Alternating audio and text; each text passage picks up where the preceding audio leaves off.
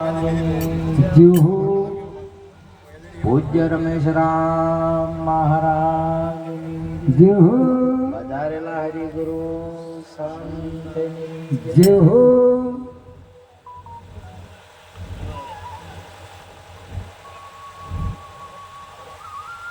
सौ प्रथम तो आप सर्वे गुरु भक्तों ने आज गुरु पूर्णिमा नो जो पर्व आपने बधाने मळ्यो ए बदल आप सर्वे हरि भक्तों ने गुरु महाराज ना तरफ थी खूब खूब धन्यवाद અને જય ગુરુ મહારાજ। આજે ગુરુ મહારાજ તો પૂર્ણ છે અને ગુરુ મહારાજ પૂર્ણિમાનો દિવસ એટલે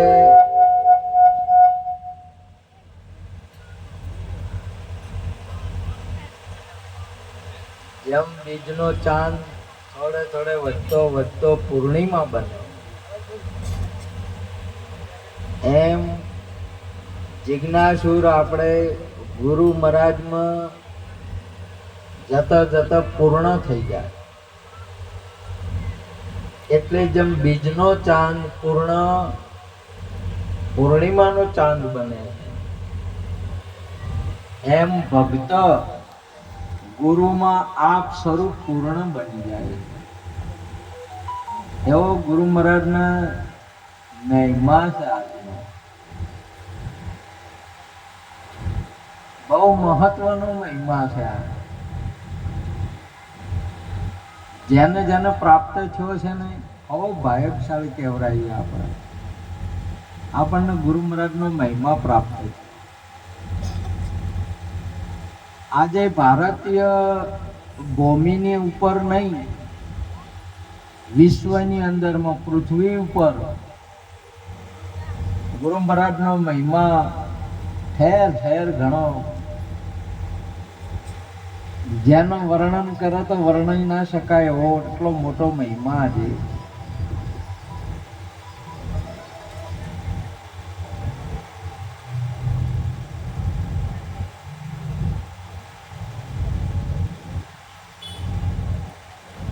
જેવી રીતે બાળકો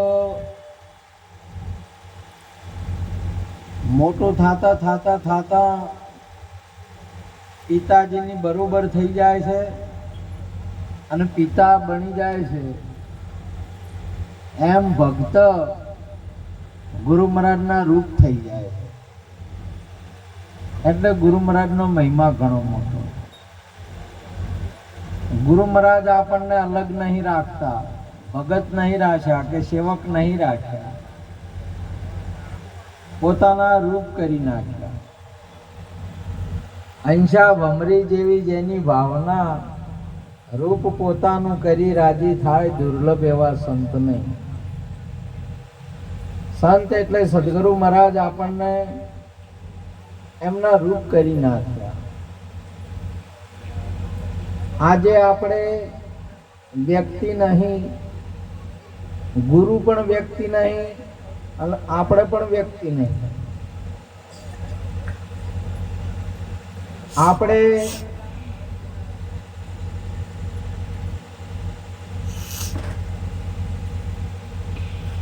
ગુરુ મહારાજ નર નથી, ગુરુ મહારાજ નારી નથી, આપણે પણ નર નથી ને નારી નથી, આત્મરૂપ કર્યા આપણને ગુરુ મહારાજ। આવી ભૂમિકા આવું સ્વરૂપ પ્રાપ્ત કરાવવું ને પ્રગટ કરવું गुरु महाराज सिवाय न थई सके।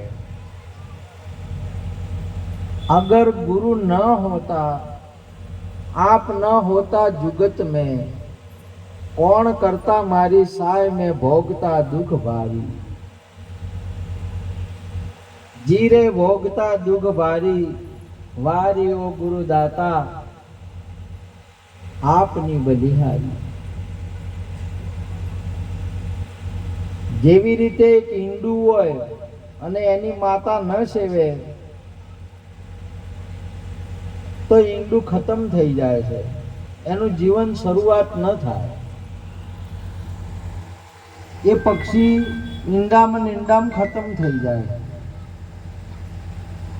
એમ આપણને સદગુરુ ન મળ્યા હોત અને જેને નહીં મળતા આ જગતની અંદરમાં મૃત્યુને પ્રાપ્ત છે, અને જેને સદગુરુ મળે એ કાયમ રહે. હમ અનાદि और न दूजा पार भये पहचाना, अलख खलक पूर्ण प्रकाशा अखंड ब्रह्म हम जाना. આજે જગતની અંદરમાં જગતના માણસને પરમાત્માની મેળવવાના ફોફા છે.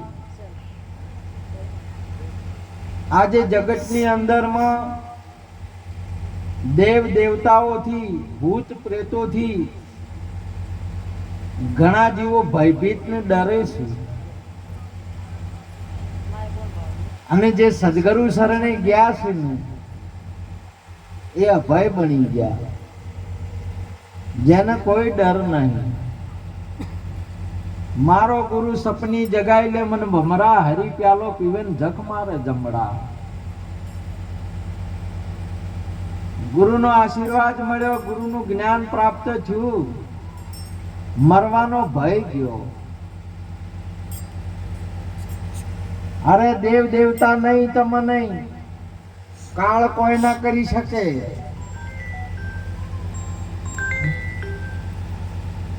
આ જગતની અંદરમાં નૈનમ છત્રણી છેદાણી, નૈનમ દહતી પાવક, નૈનમ કલો દયંતી આપો, નૈનમ મારુતિ સોસાયટી. તમને શસ્ત્ર છેદી ન શકે, અગ્નિ બાળી ન શકે, પવન સૂકવી ન શકે, અને પાણી ભીજવી ન શકે. એવા અજર અમર ને અવિનાશી આપણા ગુરુ મહારાજે પ્રગટ ને પ્રત્યક્ષ કરી નાખ્યા. હવે બીજા ડરની તો કોઈ બાબત જ નહીં.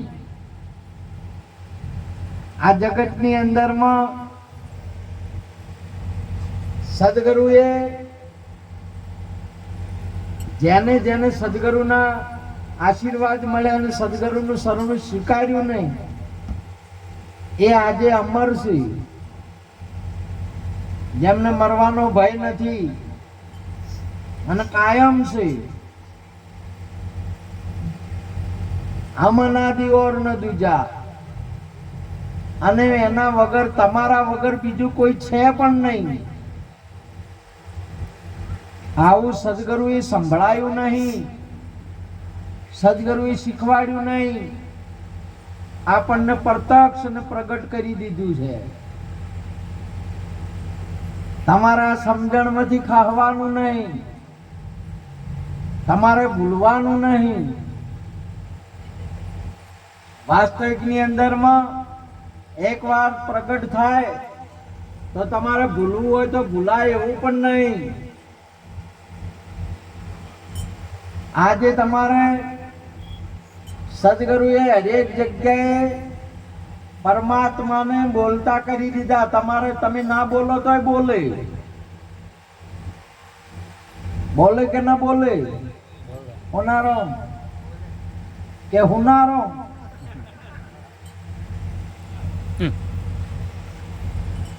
તમારે ના બોલવું હોય તોય બોલે, અને સબગટ બોલે. એવો ગુરુ મહારાજ નો પ્રત્યક્ષ ને પ્રગટ સાક્ષાત્કાર છે. ગુરુમાં વાયદો ના હોય, સદગુરુ વાયદો ના રાખે અને વાર પણ ના કરે.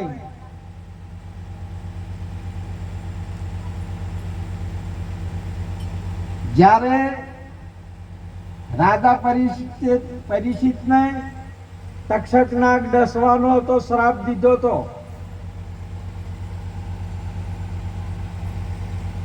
ત્યારે મહારાજે કહ્યું કે જાઓ એમને ચેતના કરી આપો, આવો શોર્ટકટમાં. ત્યારે કહ્યું કે મહારાજ, તમે મારા પિતાના ગળામાં મરેલો હાપ નોશો તો તે મેં તમને શ્રાપ આપ્યો કે 7મા દિવસે તમને એ જ તક્ષકના ડસ છે અને મૃત્યુ તમારું થશે. એટલે મહારાજે મને કહ્યું છે કે તમે સાવધાન થઈ જાઓ, એનાથી બચવું હોય તો બચી શકાશે. કેટલા દિવસમાં મૃત્યુ થશે? 7 દિવસમાં. દિવસો કેટલા છે? આજે શનિવાર, રવિવાર, સોમવાર, મંગળવાર, બુધવાર, ગુરુવાર, શુક્રવાર. કેટલા થયા દીનાભાઈ? કેટલા છે? અને તમે કેટલા ગણો છો? તો તમારે પણ 7 દિવસમાં જ ગમે ત્યારે મૃત્યુ છે. અને જન્મે કેટલા દિવસમાં થાય? 7માં જ છે તમારે પણ, એકલા પરિચિત ને નહીં. દિવસો કેટલા છે? 7 જ છે. આપણે માન્યું છે આટલા વર્ષ ને આટલા થવાનો ને આટલા દિવસ. જોઈ લો મહાપુરુષોનો અનુભવ. અને 7 દિવસની અંદરમાં જે કરવું હોય કરો. ત્યારે આખા ભારતના જેને ઋષિ મુનિ કહેવાય, જેને સંત કહેવાય, જેને સદગુરુ કહેવાય, પરિચિત રાજાએ આમંત્રણ આપી દીધું. રાજાનું આજુ ભારતના રાજાએ આમંત્રણ આપી દીધું કે ગંગાના કોઠે પધારો. તમામ ઋષિ મુનિઓ વધારીને ઘોષણા કરી કે હવે આમાંથી 7 દિવસની અંદરમાં મોક્ષ કોણ આપે?